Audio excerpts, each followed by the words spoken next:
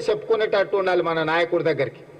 గత ప్రభుత్వం ఓట్లేసి గెలిపించిన ప్రజల్నే భయపెట్టి పోలీసులు కేసులు పెట్టి ఫోన్ ట్యాపింగులు చేసి ఎవరు ఏం మాట్లాడుకుంటారో ఎవరింట్లో భార్య భర్తలు మాట్లాడుకున్నా వినాలన్న దుర్మార్గమైన ఆలోచన గత ప్రభుత్వం చేసింది. ఆయన మాట్లాడుతుండే కేటీఆర్ కొద్దిమంది విన్నామని. ఏం పనే మంది సంసారాలలో ఏలు పెట్టి చూసే పని మీకు? ఎవడన్నా సిగ్గునోడు అట్లా మాట్లాడతాడా? ఇంటే విన్నాం కొంతమంది ఫోన్లు, ఇంటే ఏమవుతుందంట? ఎవడన్నా గిట్లా భర్త నుంచి ఎవడన్నా మాట్లాడతాడా? ఇంటే ఏమవుతుంది? గదే అవుతుంది. చెర్లపల్లిలో చిప్పకూడి తినాల్సి వస్తుంది. ఇప్పుడు వాళ్ళు చెప్పినట్టున్న అధికారులు ఈరోజు ఊచలు లెక్క పెడుతున్నారు.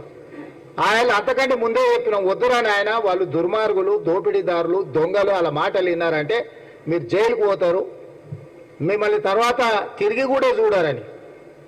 ఇవాళ కేసులలో ఇరుక్కున్న వాళ్ళని అయ్యో పాపం అని కూడా అంటలేరు వాళ్ళు. చేసినాం ఇట్లనే చేస్తాం.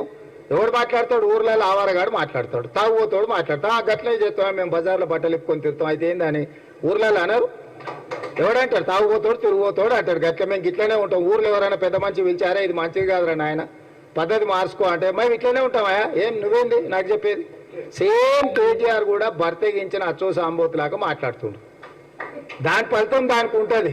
కాకపోతే దాని ఒక క్రమ పద్ధతిలో విచారణ చేసి చట్టపరంగా చర్యలు తీసుకోవాలి కాబట్టి విచారణ జరుగుతుంది. అంతకుముందు ఎవరైనా ఫోన్లలో మాట్లాడుకోవాలన్నా భయపడేది. ఎవరైనా కలిస్తే ఎవడో రికార్డు చేస్తుండే అని భయం ఉండే. ఇవాళ ఎవరైనా స్వేచ్ఛగా వాళ్ళ జీవితాలలో వాళ్ళు స్వేచ్ఛగా మాట్లాడుకునే పరిస్థితి రాష్ట్రంలో స్వేచ్ఛ తీసుకొచ్చినాము.